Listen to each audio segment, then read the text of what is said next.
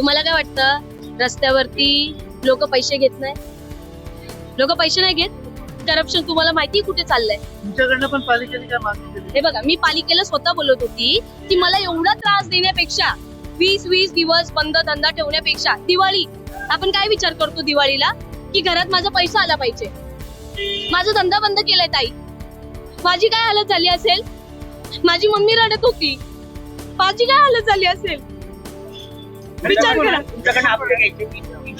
हा ते तर ऐका तुम्ही. माझं मम्मी आहे, 2 भाऊ आहे, पप्पा नाहीये. ठीक आहे. तर दिवाळी बंद, नवरात्री बंद.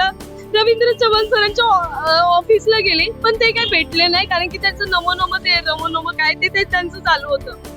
एवढं मी डिप्रेशन मध्ये गेली ना, की मला आता कुठून तरी मदत भेटेल का. माझी मागणी एवढीच होती. पहिले माझं 1 मिनिट ऐका दादा. हे झालं, तिथून मला इथे आणलं. तिथून काय केलं हे बघा, हा जो ब्रिज आहे तिथून फोटो टाकला की इथे स्टॉल आहे,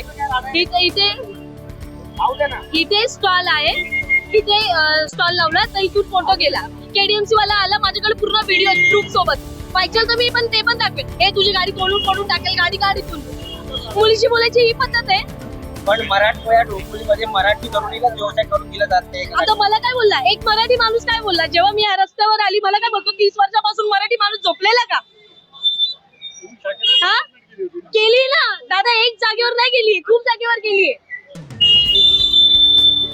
हा माझं म्हणणं काय, मी जितो मला काय बोलले परवा मी जेव्हा गेली 2 दिवसापूर्वी जे गेली मी वॉर्ड ऑफिसर कडे, तर मला वॉर्ड ऑफिसर काय बोलतो की 150 मीटरच्या आत कुणी गाडी नाही लावायची. 150 मीटरच्या आत कुणी गाडी नाही लावायची. सिलेंडर आहे तुमच्याकडे, स्फोट झालं. मी काय म्हंटल, माझ्या बाजूला फ्रँकीवाला आहे, त्याच्या बाजूला शोरमावाला आहे, हिच्या 2 वडापाववाले आहेत, फ्रँकीचे 2 गॅस चालतात. हे कुठून आले? स्फोट माझ्याच इथे होईल. मला दादा आले, दादानी खरंच मला खूप मदत केली. अविनाश जाधव जे आहे ते आमच्या सारख्या माणसांसाठी उभे राहणार आहेत. काल तुम्ही तर ऐकलंच असेल ते काय बोलले, बरोबर ना? मला काय बोलले, इथे तू टपरी टाक बोलले, इथे तू टपरी टाक. दादा बघा, माझ्याकडे पैसे नाहीयेत की टपरी मी लगेच उभं करेल. मला कुठून तरी लोन घ्यावं लागेल, कर्ज घ्यावं लागेल, मग मी टपरी उभी करेल आणि मी टाकेल. पायावर चाकू पडलाय घाबरून, इथून फोटो काढेल का तिथून फोटो काढेल का, पायावर चाकू पडलाय, उभं राहता येणार आहे. तुम्हाला दाखवून देते ही खोल जखम आहे. पालिकेने काय पैसे मागितले का? कारण तुम्ही मी ते सांगते, 300 रुपये दिलेत. मी तुम्हाला एक सांगते. मी पालिकेला बोलत होती, जेव्हा जे केडीएमसी वाले येत होते, मी त्यांना बोलत होती की माझ्याकडून तुम्ही पावती घ्या जसं बाकीच्या लोकांकडून घेतात, जेणेकरून मला त्रास नाही होणार. तर ते बोलले नाही, तुझ्याकडून पावती नाही घेणार, तू आज पावती देशील, उद्या माईक वर बोलून दाखवशील, मग ही भीती दाखवली मला. हे बघा, पैसे घेतात ज्यांचे मी नाव नाही सांगणार, सर्वांचे पोट आहेत. माझं लास्ट म्हणणं काय आहे माझं, हे जे सर्व जे कमवतात ना, हे लोक जे सर्व जे कमवताय ना, सर्व बिनधास्त कमवा, सर्वांना पोट आहे, तुम्ही करा.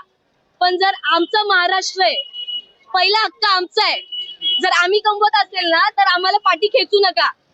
यांना चिकनचा वास येतो, या गुजराती लोकांना चिकनचा वास येतो की चिकन विकते. यांना हे नाही कळलं की मुंबईमध्ये येणार तर तुम्हाला पैसे कमवायचे, ते बरोबर कळलं.